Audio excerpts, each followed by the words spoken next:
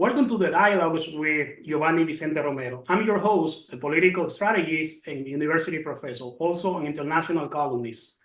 These dialogues are part of an initiative, a platform where we have conversations with presidents, ministers, ambassadors, diplomats in general, the international community, and leaders. It's a pleasure to have this space for open conversation. Today, we have the privilege of hosting a true champion of democracy and freedom, a leader who has courageously fought against persecution and oppression, despite the greatest of personal costs. From the streets of Caracas to the halls of international diplomacy, our guest has been a beacon of hope for a nation fighting for liberty, justice, and human rights. Please join me in welcoming the former mayor of Chacao, a founder of the Voluntad Popular Party, and a symbol of resistance against the Venezuelan regime, the unbreakable Leopoldo Lopez. Despite facing imprisonment from 2014 to 2017, persecution and exile, he remains firm in his commitment to democratic Venezuela, inspiring generations to come. Even though he's not living in his country, he remains a key figure in Venezuela's democratic movement, advocating for a free and just society. Today, we'll delve into his vision for a post-Maduro Venezuela, the role of international community and cooperation in promoting democracy, and the power of resilience in the face of adversity. On the heels of the Venezuela presidential elections, scheduled for July 28th, Leopoldo was just at the United Nations Human Rights Council in Geneva. His participation is part of the interactive dialogue on the High Commissioner report on the human rights situation in Venezuela. We would like to start by asking Leopoldo to bring us up to speed on what happened at the United Nations Human Rights Council in Geneva and what is at stake. Let's welcome a true hero of our time, Leopoldo Lopez, to this dialogue. Oh, thank you. Thank you very much for this opportunity. So, as you say, I'm here in Geneva at the Human Rights Council, where the case of Venezuela was heard by the plenary session. And the report, with no surprise, reiterated all of the crimes against humanity, all of the violations of human rights that are being committed by Maduro.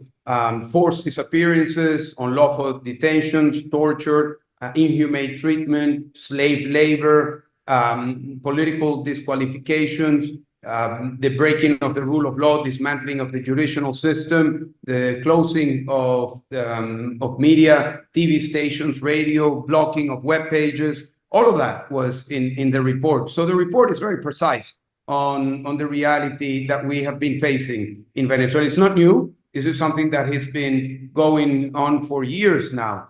And it's a result of Maduro dismantling the democracy, destroying the economy, creating a massive, complex humanitarian crisis that led to the massive migration that people all over the world know because they now see Venezuelans in the streets of every city, every town in the world. I had the opportunity to speak as a victim since I was unlawfully detained for 7 years.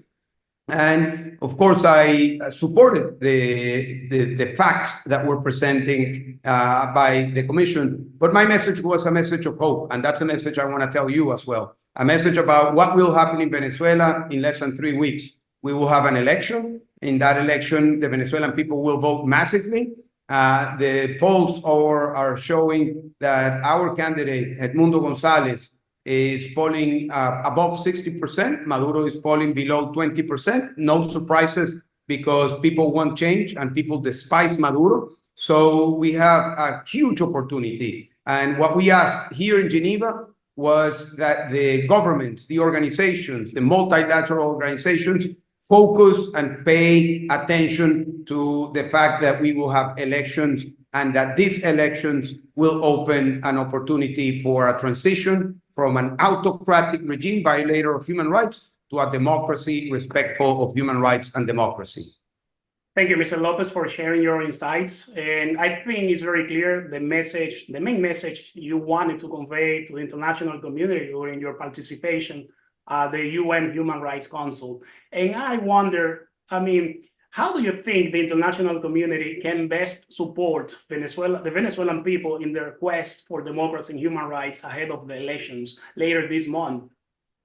Well, I think at the moment, what we are asking, this is what I expressed yesterday here at the Human Rights Council, is that they pay attention to what's happening in Venezuela. The world is a complicated place now. Wars going on in the Middle East, in Ukraine. There is a political crisis in the US. There are, many distractions, not distractions, I would say many issues that are taking the attention. Venezuela has not been in the news cycle for years now. And this is common for countries going at the autocratic struggle. But our message, and my message to you, to your audience, is pay attention to Venezuela. 3 weeks to an event that will change the history of Venezuela and the region, because this is not only going to affect Venezuela, but it's going to have ripple effects to Cuba, to Nicaragua, and to the entire region about transitioning to democracy. We also, of course, expect that the democratic governments support the possibility of having a free and fair election, that they support the transparency of the results on the 28th of July, because we are also facing an axis, network of autocratic regimes. This was laid out very graphically yesterday. So the spokesperson of Maduro spoke, and right after he spoke, there was a chorus of different countries: Russia, China, Iran, North Korea, Yemen, Nicaragua, Cuba, and many others that supported the position of the dictatorship of Maduro. This is no surprise. The UN, as many other spaces, gather these autocratic regimes that work together, that defend their autocracy together. So we need the free nations, the governments that are truly democratic, the governments that want to see human rights, rule of law, free and fair elections be upheld in every nation to support what is happening in Venezuela. Because the bad guys are supporting Maduro. The autocrats, the kleptocrats, the violators of human rights, the people who are promoting wars are supporting Maduro. So that's why we need the help, need the support, need the attention of the democratic governments and of the media, people like you, that will pay attention to what's happening in Venezuela. Thank you, Leopoldo. I think you mentioned the quest of free and fair elections in Venezuela, but I wonder, how can we achieve such a process, transparent process, in a country where the current regime is used to winning elections even before the elections take place? So just by removing their opposition leaders, and that's quite easy for them, and that's how they bring about the outcome we are used to see in the last few years. As you mentioned, it's been in the news cycle for over a decade now. And I just want to know your thoughts on the fairness of the upcoming elections in Venezuela, and of course, what role do you believe the international community or international observation can play in ensuring free and fair elections in Venezuela? The panorama, to me, seems very, very blurry.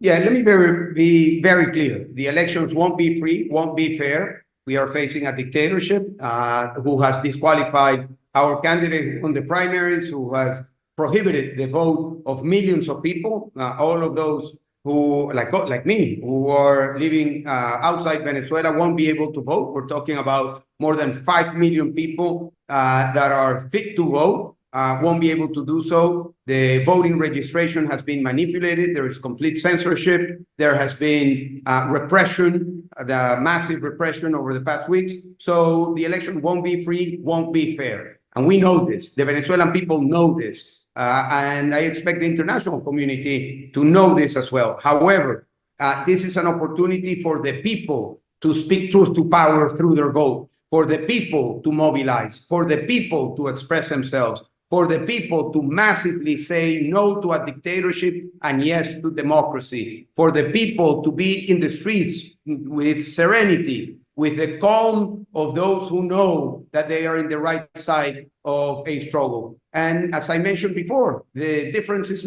massive. This has never happened in any election that we faced in the past for different reasons.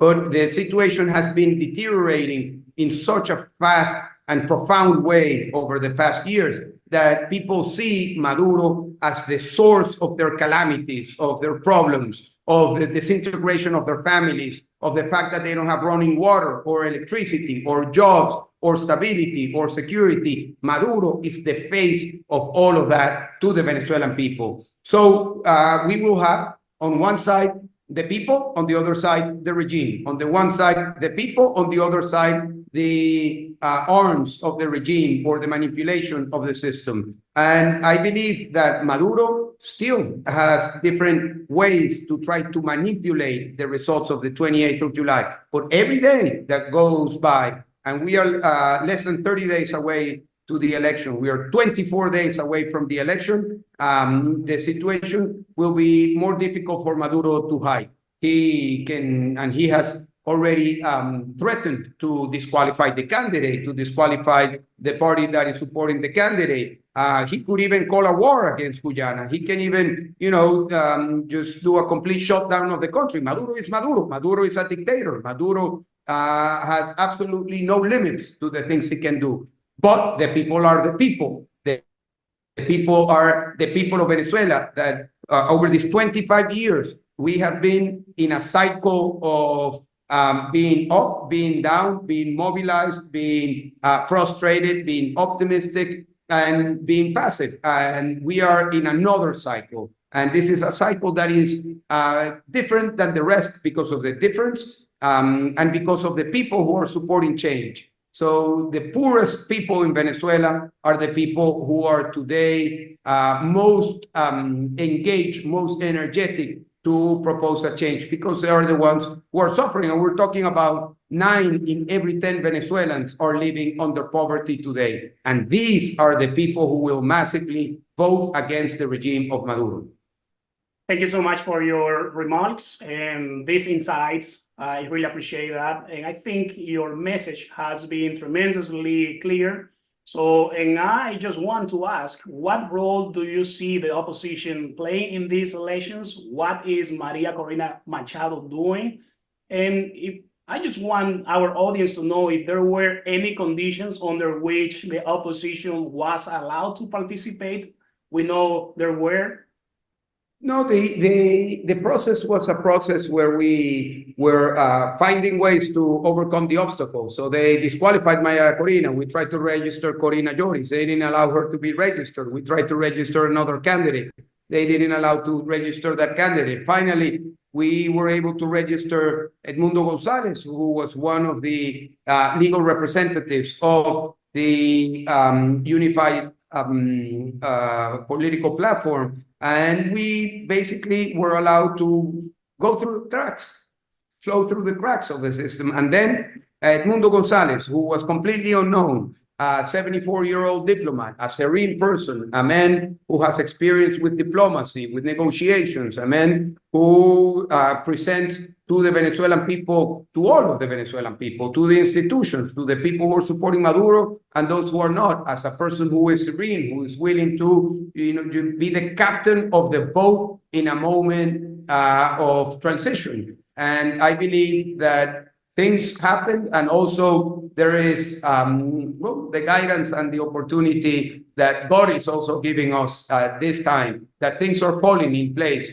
so we can have this moment of transition. But it requires, as you say in your question, that everybody participates in their own way. Edmundo Gonzalez is the candidate. Maria Corina has been leading the streets. The political parties have been organizing themselves to have presence in every single voting booth in the country. Those of us who are in exile, we have been spreading the voice about the importance of this moment. The people in Venezuela have been mobilizing, going, the house to house, ear to ear, talking about the possibility for change. So it's a huge, movement that has been growing with a lot of strength and with a lot of enthusiasm over the past months.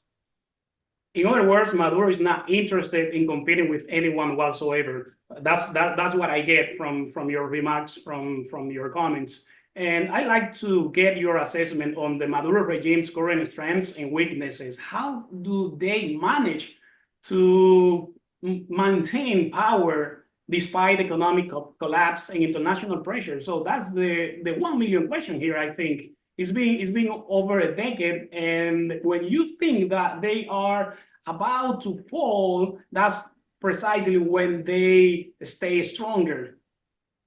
Well, thank you for that question, because I believe that there are different reasons why Maduro is still in power, but the main reason that has consequences to others is the fact that Maduro is not isolated from the international community. That's a mistake many people make. Maduro has support from mighty powers that are doing anything to keep him in power. I'm talking about Russia, with military power, with kleptocratic networks, with diplomacy. Talking about China, with financial support, with diplomatic support, with support in cyberspace. I'm talking about Iran, who is supporting Maduro with sanctions evasions. I'm talking about Belarus, about Cuba, about Syria, about many countries that have been supporting Maduro. And he has been able to evade sanctions with the help of Iran. He has been able to maintain the military with the help of Russia. He has been able to get loans with the help of China. But that will face a bigger force, the mighty force of the Venezuelan people that want change. And I think that we have come to a moment, the best conditions that we could ever dream of, that to have a transition through the people, a transition through the vote of the people. That will give legitimacy, that will give stability, that will give strength to a transitional government that will have to face many difficulties, that will have to make many decisions, but it will be with the support of the people that that process will start, will continue, and will lead us, hopefully, to a fast process of rebuilding a country that was meant to be a beacon of freedom, democracy, human rights, and prosperity for the region. Your words really create a sense of hope, perhaps, and I just want to know, what role do you see the military playing in the Venezuela's transition to democracy? Because that's something important we need to talk about, how the military has been supporting Maduro from day one. Well, it is true. The military, ever since Chavez came to power, was, with the influence of Cuba, was manipulated and reorganized in order to focus on not an external enemy or an external threat like most military in free countries do, but to defend themselves from the people. So the military was fractured. There is no line of command. The military was exposed to a kleptocratic system, to corrupt industries, to corrupt dealings. So the military has been there. But I can tell you, as someone who spent 4 years in a military prison, I am not a military, I'm a civilian, but I spent 4 years living with the Venezuelan military, with those who were the custody and those who were also prisoners. And I can tell you, without a doubt, that the military in Venezuela, the large majority, the immense majority, are Venezuelans with the problems of everyday Venezuelans. And I can see the moment in the 28th of July, the morning of 29th of July, that the military stand with the people of Venezuela. And I think that will be a very important moment when we see that that pillar of support that Maduro has been using and abusing will side with the democratic moment that we will live in just a couple of weeks. As I said before, Leopoldo has faced persecution, imprisonment, and exile, yet he remains a key figure in Venezuela's democratic movement, advocating for free and just society. And that makes Leopoldo perhaps the most qualified person to respond, to answer my very next question, which is, what would be the key elements of a post-Maduro transition and reconstruction process? And the reason I'm asking this question is because you have endured so much suffering. You know the past of your country, and you are suffering the present, so you are entitled to speak about the future of your country, and you need to be part of that process. So I like to get your insights, your take on those key elements for a post-Maduro Venezuela. Yes, I think that the most important when we think about the future of Venezuela is that we can look at the future looking at the rear view mirror. We will be a very different country than the country we were before Chavez. We will no longer be, at least in the short term, a mighty oil power like we were meant to be, because we have oil reserves. But Chavez and then Maduro destroyed our oil industry. We went from almost 4 million barrels of oil to less than 700,000.